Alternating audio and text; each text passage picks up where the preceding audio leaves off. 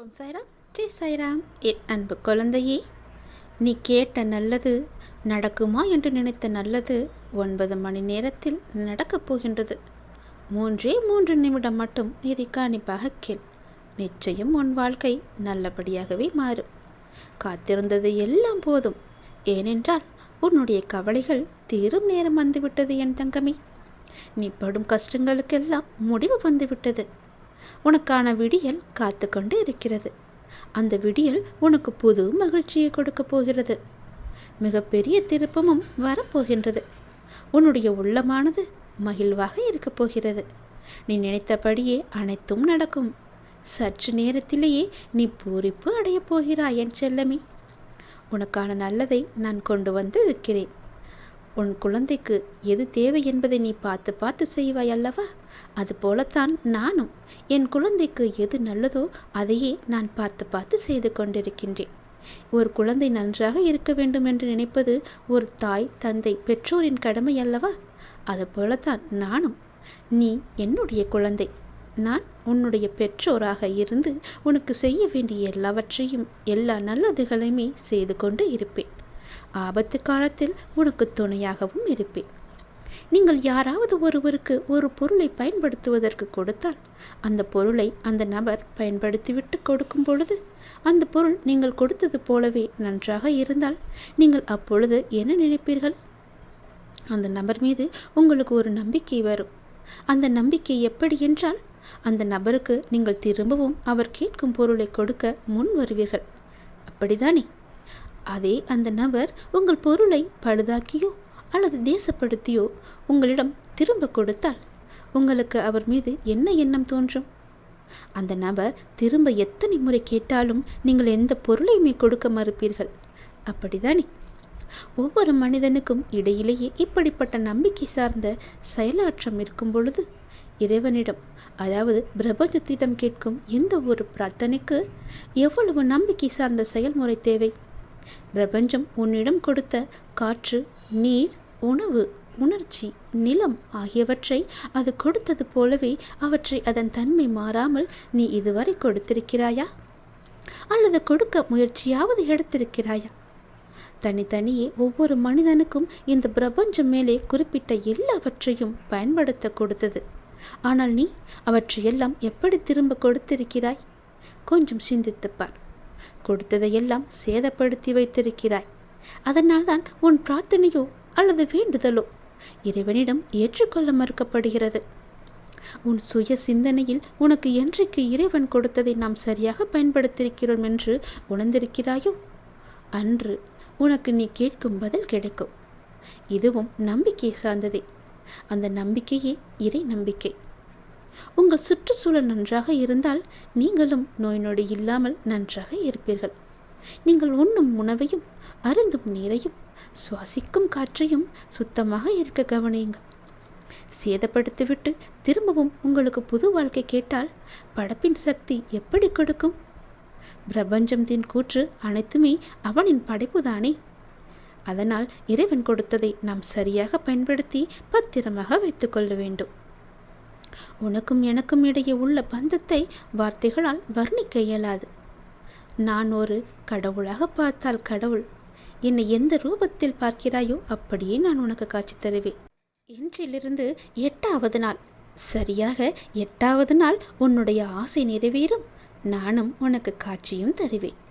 நல்ல செய்தி சொல்ல நான் வருவேன். இது உனக்கு கிடைக்கும் மிகப்பெரிய யோகம். தட்டுவிடாதே. வெற்றி கிரீடம் உனக்காக காத்திருக்கிறது. உன்னுடைய அப்பா உனக்கு மிகப்பெரிய யோகத்தை தரப்போகிறேன். நல்ல செய்தியையும் நான் கொண்டு வரப்போகிறேன். உன்னை அவமானப்படுத்தியவர் முன்பு, உன்னை வெறுத்து சென்றவர் முன்பு, உன்னை ஏமாற்றி சென்றவர் முன்பு, உன்னை பற்றி தவறாக பேசுபவர் முன்பு உன்னை வாழ வைக்கப் போகின்றேன் என் தங்கமே. உன் கேள்விக்கு பதிலாய் உன் வாழ்க்கையின் உயர்விறக்கும். கண் விழித்ததும் என்னை அப்பா என்று கூறி கவலையை என் காலடியில் போட்டுவிடு. நீ எடுத்து வைக்கும் ஒவ்வொரு அடியிலும் என்னுடைய துணை நிச்சயம் வரும். வெற்றி தரும். வெற்றி மட்டுமே உனக்கு வரும். உனக்கு முன்பாக நான் இருக்கின்றேன்.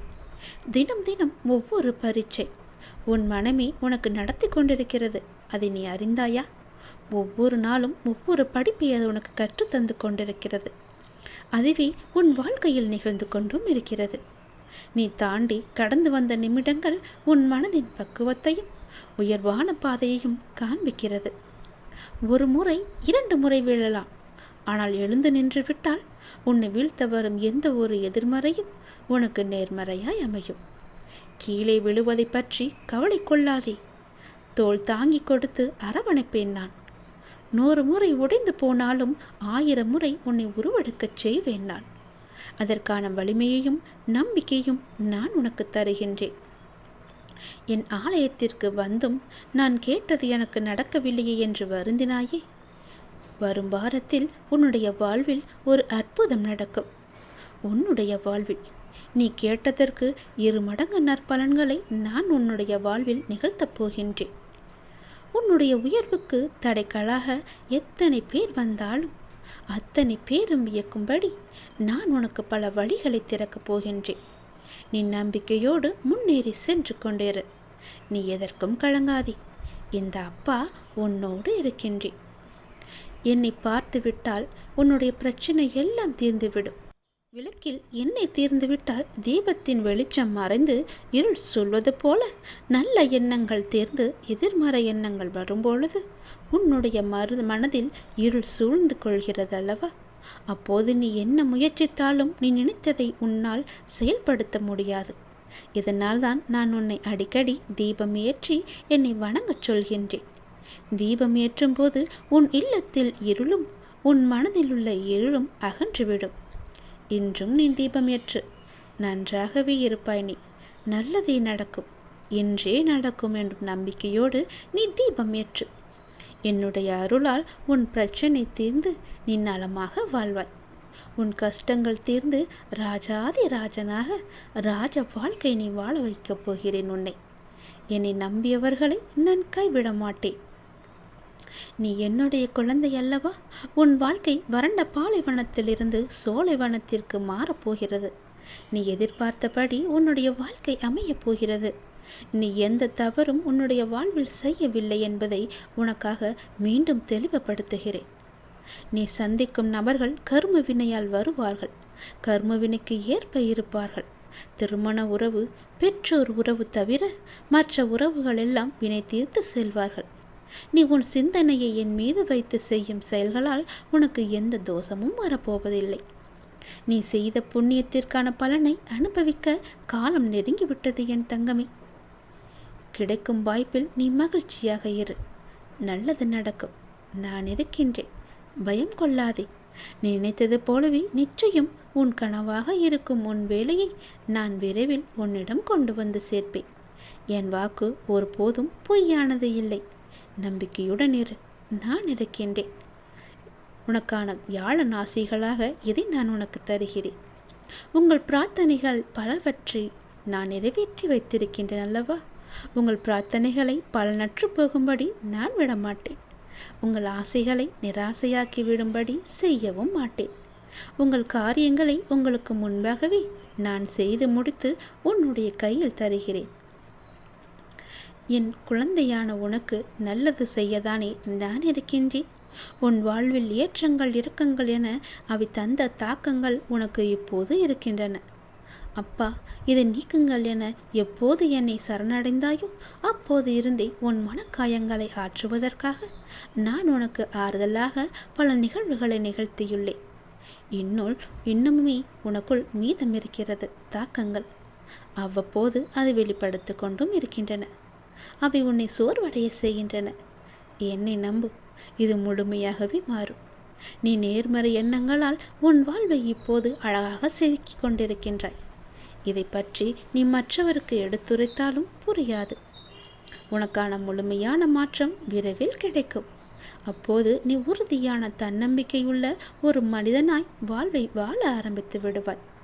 என் துணையால் உன் வாழ்வில் எப்பொழுதும் ஏற்றம் மட்டுமே இருக்கும். சந்தோஷமாக இரு. உன் வாழ்க்கை பிரகாசமாக இருக்கப் போகிறது. என்னை தஞ்சம் அடைந்து விட்டாய் அல்லவா? பிறகு கவலை எதற்காக கொள்கிறாய்? உன்னை எப்போதும் நான் நிற்கதியாய் இருக்க விட மாட்டேன் என்பதை ஒருபோதும் மறந்து விடாதே. உறுதியாக நம்பு. உன் நம்பிக்கை வீண் போகாது. இன்னும் கொஞ்ச காலத்தில் உன் பிரச்சனைகள் அனைத்தும் மாறி அனைத்திலும் சுகமான வாழ்வு உன்னை நான் வாழ வைக்க ஆரம்பித்து விட்டேன். மற்றவர்கள் உன்னை உதாரணமாக வைத்து என் மேல் நம்பிக்கை கொண்டு என்னை வணங்கும்படி செய். எல்லாவற்றையும் நான் பார்த்து கொள்கிறேன். இன்னும் எத்தனை நாள் இழந்து போன விஷயங்களையும் உறவுகளையும் நினைத்து வருத்தப்பட போகின்றாய்? அவர்கள் உன் அன்பை சிறிதும் உணராத மனம் படுத்தவர்கள் என்று நீ அறிவாயல்லவா? அதை உணர்ந்து தெரிந்த பிறகும் அவர்களுக்காக இன்னும் உன் நிமிடங்களை செலவழித்து உன் வாழ்க்கையின் சந்தோஷத்தையும் நிம்மதியையும் இழக்காதே. உன் மனமானது ரணத்தால் கொதித்து போயிருக்கிறது. ஆதங்கத்திலும் வழியிலும் இருக்கின்றாய். நமக்கு என்ற ஒரு நாள் வரும், அன்றைக்கு நாம் பேசிக்கொள்ளலாம் என்ற வேதனையில் இருக்கின்றாய். நீ பேசி என்ன பயன்? அவர்கள் அப்படித்தான், திருந்தாத மனிதர்கள். அவர்களை நீ கணக்கில் எடுத்து கொள்ளாதே. அவர்கள் கணக்கில் எடுத்து பேசினால் நீதான் நிம்மதியை இழப்பாய். அதை நீ ஞாபகம் வைத்துக்கொள். உன்னையும் உன் அன்பையும் கொண்டாடுபவர்கள் இருக்கின்றார்கள் அல்லவா? அவர்களுக்காக நீ சிரித்து கொண்டே இரு. அவர்களுக்காக நீ அழு, வருத்தப்படு. அவர்களுக்காக உதவியும் செய். ஆனால் உன்னை மதிக்காத இடத்தில் ஒரு நிமிடம் கூட தங்காதே. அமைதியாக அவர்களை விட்டு நகன்று வந்துவிடு. அவர்களை பற்றி யோசிக்காதே. உன்னுடைய கோபம் நியாயமானதுதான். ஆனால் அது உனக்கு வேண்டாம் என் அன்பு தங்கமே. அது உன்னையும் உன் நிம்மதியையும் உன் சிரிப்பையும் உன் சந்தோஷத்தையும் அதுவே தின்றுவிடும்.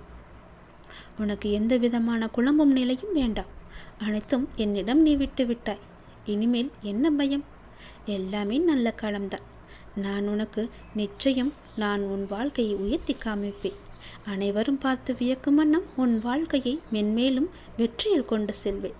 நீ எதற்கும் கவலைப்படாதே. உன்னோடு நான் இருக்கின்றேன். அடுத்த 8 நாட்களுக்குள் நான் உனக்கு காட்சி தருவேன்.